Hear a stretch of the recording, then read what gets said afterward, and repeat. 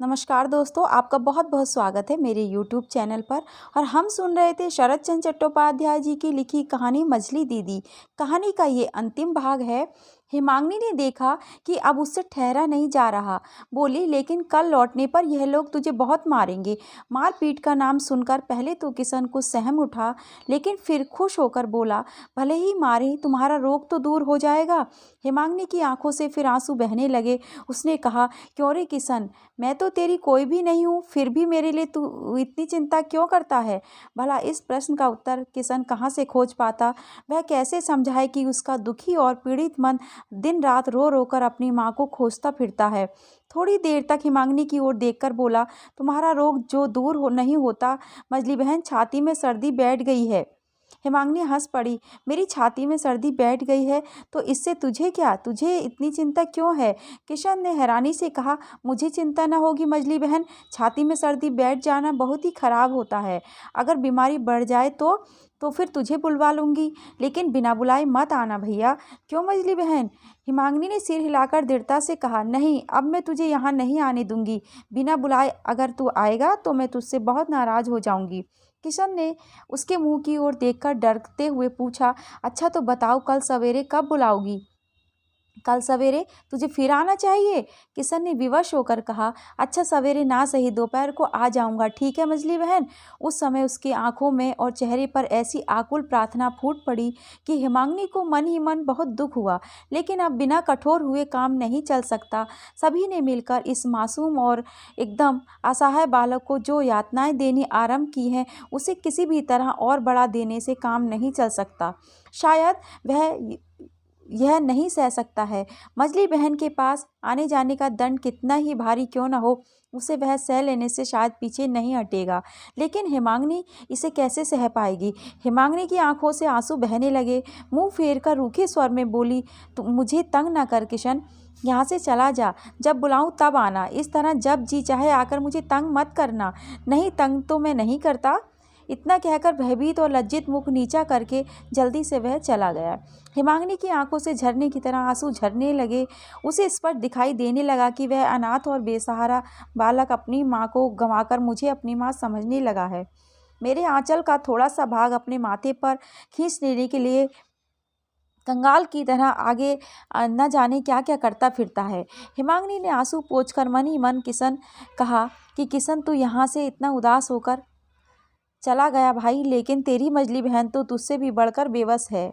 उसमें इतनी भी सामर्थ्य नहीं है कि तुझे जबरदस्ती खींचकर कलेजे से लगा ले। उमा ने आकर कहा, माँ, कल किशन मामा तगादे को न जाकर तुम्हारे पास आ बैठे थे, इसलिए उन्हें ताऊजी ने इतना मारा कि नाक से। हिमांगी ने धमकाकर कहा, अच्छा अच्छा हो गया, रहने दे, तू भाग जा यहाँ से। अचानक झिड़की खाकर उमा चौंक पड़ी। वह चुपचाप जाने लगी तो माँ ने पुकार कर पूछा, अरे सुन तो, क्या नाक से बहुत खून निकला है? नहीं नहीं, बहुत सा नहीं, थोड़ा सा, उमा लौटकर बोली। दरवाजे के पास पहुंचते ही उमा बोल उठी, माँ, किशन मामा तो यहाँ ही खड़े हैं। किशन ने यह बात सुन ली। इसे बुलावा समझकर शर्मीली हंसी के साथ बोला, मजली बहन कैसा जी है? दुख, अभिमान और क्षोभ से हिमांगी पागलों की तरह चीख उठी, यहाँ क्या करने आया है? जा, जल्दी जा यहाँ से, कहती हूँ, दूर हो जा। किशन मूर्ख की तरह आंखें फाड़े फाड़े देखने लगा। हिमांगी ने और भी चिल्लाकर कहा, कमबख्त फिर भी खड़ा है, गया नहीं? जाता हूँ, किशन ने सिर झुकाकर कहा और चला गया। उसके जाने के बाद हिमांगी बेजान सी बिछौने के एक किनारे पड़ गई और बड़बड़ाते हुए कहने लगी, कमबख्त से 100 बार कह दिया कि मेरे यहाँ मत आया कर, फिर भी वह मझली बहन कहता हुआ चला आता है। उमा जाकर शिब्बू से कह दे, अब उसे घर के अंदर ना आने दिया करे। उमा चुपचाप बाहर चली गई। रात हिमांगी ने अपने पति को बुलाकर रुंधे गले से कहा, आज तक तो मैंने तुमसे कुछ भी नहीं मांगा, लेकिन आज इस बीमारी के समय एक भिक्षा मांगती हूँ, दोगे? विपिन ने संदिग्ध स्वर में कहा, क्या चाहती हो? किशन को मुझे दे दो, वह बेचारा बहुत दुखी है, उसके माँ बाप नहीं हैं, वह लोग उसे मार डालते हैं, यह मुझसे देखा नहीं जाता। विपिन ने कुछ मुस्कुराकर कहा, तो आंखें मूंद लो, बस सारा झगड़ा मिट जाएगा।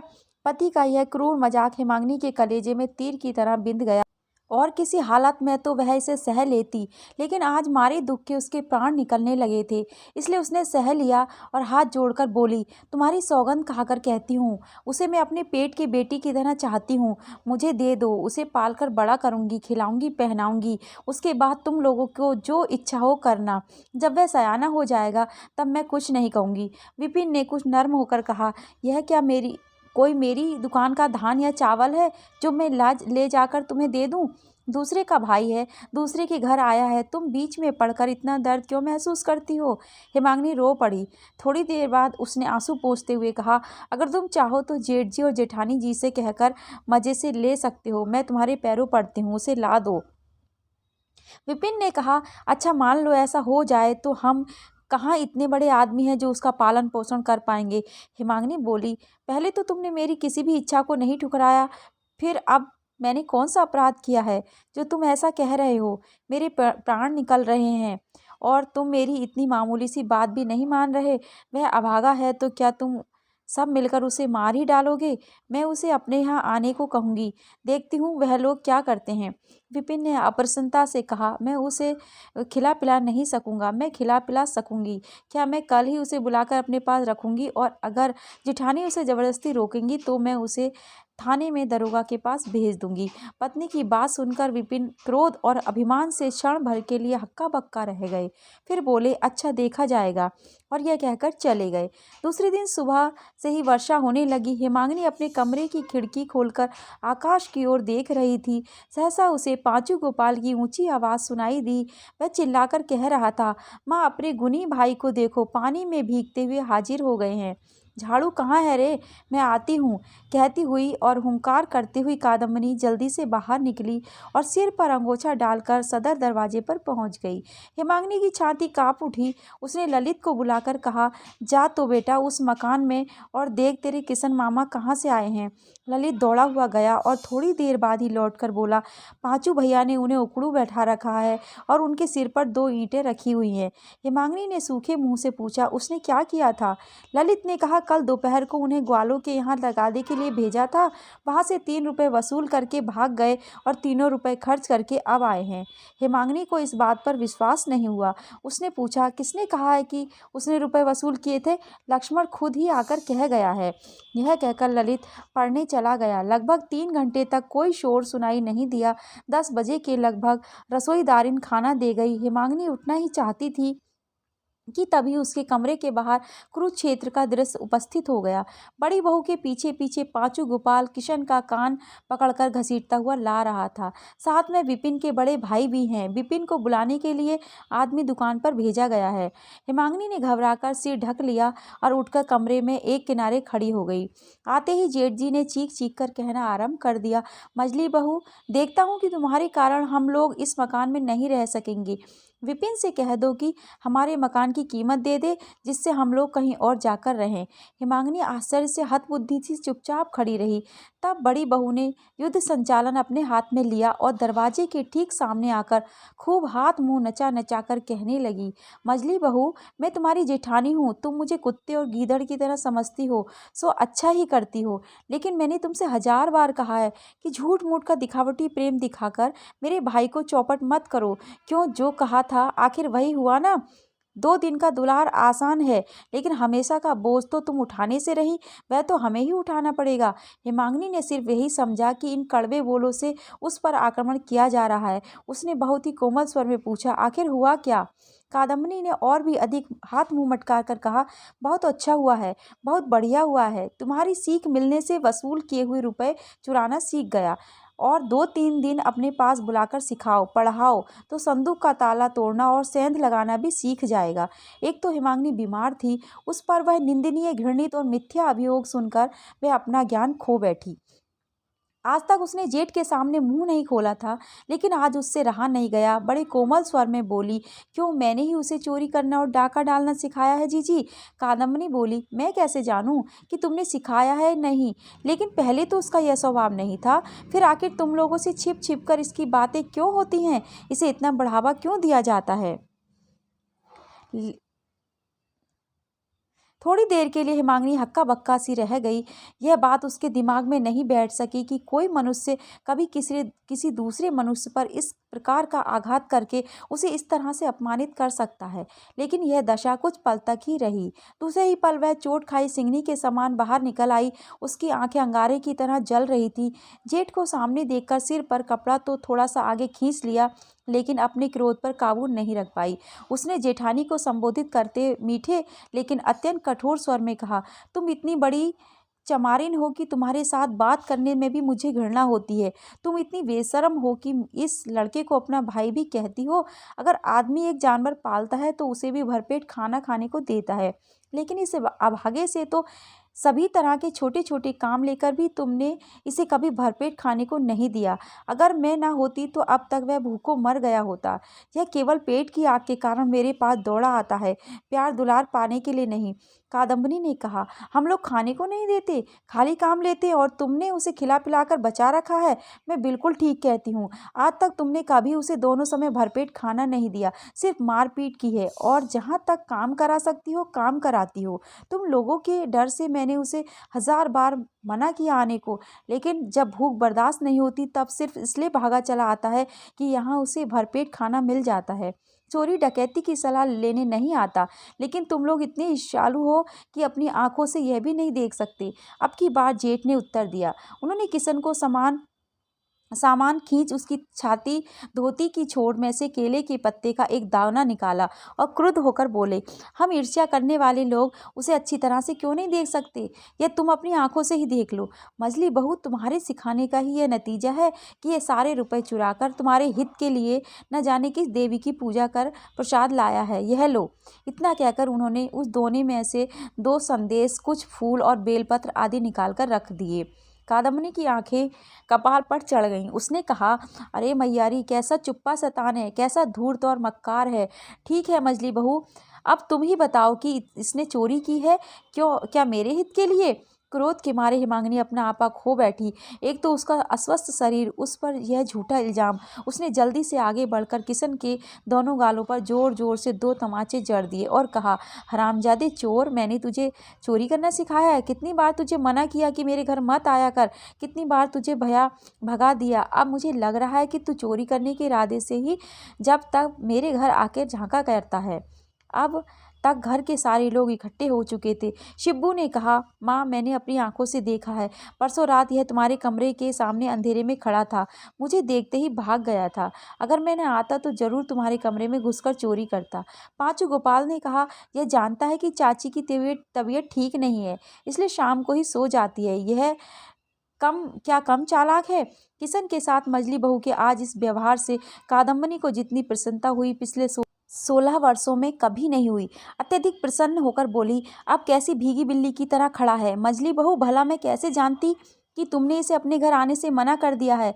यह तो सबसे कहता फिरता है कि मजली बहू मुझे माँ से भी बढ़कर चाहती हैं। इसके बाद उसने दोने सहित प्रसाद उठाकर दूर फेंकते हुए कहा, 3 रुपए चुराकर न जाने कहाँ से 2-4 फूल पत्तियां उठा लाया है, हरामजादा चोर। घर ले जाकर कादम्बनी के पति ने चोर को सजा देनी शुरू कर दी। उसे बड़ी बेरहमी से मारने लगे, लेकिन ना तो उसने मुंह से कुछ कहा न रोया। जब इधर मारते तो उधर मुंह फेर लेता। अत्यधिक बोझ से भरी गाड़ी में जुता हुआ बैल कीचड़ में फंस जाने पर जिस तरह मार खाता है, उसी तरह किशन भी चुपचाप मार खाता रहा। यहाँ तक कि कादम्बनी तक ने इस बात को स्वीकार कर लिया कि उसने मार खाना खूब अच्छी तरह से सीखा है। लेकिन भगवान जानते हैं कि यहाँ आने से पहले उस सीधे साधे लड़के पर किसी ने कभी हाथ तक नहीं उठाया था। हिमांगिनी अपने कमरे की सभी खिड़कियों को बंद कर काठ की मूर्ति की तरह चुपचाप बैठी है। उमा मार देखने गई थी, लेकिन लौटकर कहा, ताई जी कहती है कि किशन मामा बड़ा डाकू बनेगा। उसके गांव में न जाने कौन देवी है। उमा, अपनी माँ की रुधी हुई और फटी हुई आवाज़ सुनकर उमा चौंक पड़ी। उसने पास आकर डरते डरते पूछा, क्या है माँ? क्यों री, क्या अब भी उसे सब मिलकर मार रहे हैं? इतना कहकर हिमांगिनी जमीन पर मुंह के बल लेट गई और रोने लगी। उसे रोता देख उमा भी रोने लगी। फिर माँ के पास बैठकर उसके आंसू पोंछती हुई बोली, प्रसन्न की माँ किशन को खींचकर बाहर ले गई हैं। हिमांगिनी ने कुछ और नहीं सुना, कहा वह चुपचाप उस जगह पड़ी रही। दोपहर को 2-3 बजे के लगभग उसे सर्दी लगकर बहुत जोरों का बुखार चढ़ गया। आज कई दिनों के बाद वह पथ्य लेने बैठी थी। वह पथ्य अब भी एक ओर पड़ा सूख रहा था। शाम के बाद विपिन उस मकान से अपनी भाभी से सारा हाल सुनकर क्रोध से झल्लाते हुए अपने कमरे में जा रहे थे कि उमा ने पास आकर धीरे से कहा, माँ तो बुखार में बेहोश पड़ी हैं। विपिन ने चौंक कर पूछा, यह क्या हुआ? इधर 3-4 दिन से तो बुखार था ही नहीं। विपिन मन ही मन अपनी पत्नी को बहुत चाहते हैं। कितना चाहते हैं यह तो 4-5 वर्ष पहले ही अपने भाई और भाभी से अलग होते समय मालूम हो गया था। वह घबराए हुए कमरे में पहुंचे। देखा अभी तक हेमांगनी जमीन पर पड़ी है। उन्होंने घबराकर पलंग पर लेटाने के लिए जैसे ही उसके शरीर पर हाथ लगाया, उसने आंखें खोल दी। थोड़ी देर तक विपिन के चेहरे की ओर देखकर अचानक उसने उनके दोनों पैर पकड़ लिए और रोते हुए बोली, किशन को आश्रय दे दो, नहीं तो बुखार नहीं छूटेगा। दुर्गा मैया मुझे किसी भी तरह क्षमा नहीं करेंगी। विपिन अपने पैर छुड़ाकर उसके पास बैठ गए और सिर पर हाथ फेरते हुए तसल्ली देने लगे। हिमांगनी ने पूछा, दोगे आश्रय? विपिन ने उसके आंसू भरी आंखें पोंछते हुए कहा, तुम जो चाहोगी वही होगा, तुम अच्छी हो जाओ। हिमांगनी बिना कुछ कहे बिछौने पर जा लेटी। रात को बुखार आया और उतर गया। दूसरे दिन विपिन ने उठकर देखा बुखार नहीं है। वह बहुत प्रसन्न हुए। नहा धोकर और जलपान करके वह दुकान पर जाने लगे तो हिमांगनी ने उसके पास आकर कहा, मार पड़ने से किशन को बहुत तेज बुखार आ गया है, उसे मैं यहाँ ले आती हूँ। विपिन ने झल्लाकर कहा, नहीं, उसे यहाँ लाने की जरूरत नहीं है, जहाँ है वहीं रहने दो। हिमांगनी सन्नाटे में खड़ी रह गई, फिर बोली, कल रात तो तुमने वचन दिया था कि आश्रय। विपिन ने उपेक्षा से सिर हिलाकर कहा, वह अपना कौन है जो उसे घर लाकर उसका पालन पोषण करोगी? तुम भी खूब हो। कल रात को अपनी पत्नी को अत्यंत बीमार देखकर जो स्वीकार किया था, आज सवेरे उसे स्वस्थ देखकर उन्होंने इनकार कर दिया। छाता बगल में दबाकर उठते हुए बोले, पागलपन मत करो, भैया और भाभी दोनों चिढ़ जाएंगे। हिमांगनी ने शांत और दृढ़ स्वर में कहा, वह लोग चिढ़कर क्या उसका खून कर डालेंगे? क्या मैं उसे लाऊंगी तो दुनिया में कोई उसे रोक सकेगा? मेरे 2 बच्चे हैं, कल से 3 हो गए हैं। मैं किशन की माँ हूँ। अच्छा देखा जाएगा, कह विपिन जाने लगे तो हिमांगनी सामने आकर खड़ी हो गई और बोली, क्या उसे इस घर में लाने दोगे? हटो हटो, कैसा पागलपन करती हो? विपिन ने कहा और लाल आंखें दिखाकर चले गए। हिमांगनी ने पुकारकर शिब्बू से कहा, शिब्बू जा तो एक बैलगाड़ी ले आ, मैं अपने मैके जाऊंगी। विपिन यह सुनकर मन ही मन हंस पड़े और बोले, डर दिखाया जा रहा है। फिर वह दुकान पर चले गए। किशन चंडी मंडप के पास एक और फटी चटाई पर बुखार में शरीर की पीड़ा और शायद हृदय की पीड़ा के कारण बेहोश सा पड़ा था। हिमांगनी ने पुकारा, किशन। किशन इस तरह उठकर खड़ा हो गया जैसे पहले से ही तैयार था। क्या मंझली बहन? उसने कहा और उसके साथ ही सलज्ज हंसी से उसका चेहरा चमक उठा, जैसे उसके शरीर में कोई रोग या पीड़ा है ही नहीं। वह बड़ी फुर्ती से खड़ा हो गया और अपने दुपट्टे के छोर से फटी हुई चटाई को झाड़ते हुए बोला, बैठो। हिमांगनी ने हाथ पकड़कर उसे कलेजे से लगा लिया और फिर बोली, नहीं भैया, मैं बैठूंगी नहीं, तू मेरे साथ चल। आज तुझे मुझे मायके छोड़कर आना है। चलो, कहकर किशन ने अपनी टूटी हुई छड़ी बगल में दबा ली और फटा हुआ अंगोछा कंधे पर डाल लिया। हिमांगनी के घर के सामने बैलगाड़ी खड़ी थी। किशन को साथ लेकर हिमांगनी बैलगाड़ी में जा बैठी। बैलगाड़ी जब गांव से बाहर निकल गई तब पीछे से पुकार और चिल्लाहट सुनकर गाड़ीवान ने उसे रोक दिया। पसीने से लथपथ और लाल मुंह की लिए विपिन वहां पहुंच गए और डरते डरते पूछने लगे, कहाँ जा रही हो? हिमांगनी ने किशन को इशारा करके कहा, इसके गांव जा रही हूँ, लौटोगी कब तक? हिमांगनी ने गंभीर और दृढ़ स्वर में उत्तर दिया, जब भगवान लौटाएगा तभी लौटूंगी। क्या मतलब? हिमांगनी ने किशन की ओर हाथ उठाकर कहा, इसे जब कहीं आश्रय मिल जाएगा तभी ना अकेली लौटकर आ सकूंगी, नहीं तो इसे लेकर ही रहना पड़ेगा। विपिन को याद आ गया कि उस दिन भी उन्होंने अपनी पत्नी के मुख पर यही भाव देखा था और ऐसे ही आवाज़ सुनी थी, जिस दिन मोती कुम्हार के निस्सहाय भांजे के बाग को बचाने के लिए वह अकेली ही सब लोगों के मुकाबले में खड़ी हो गई थी।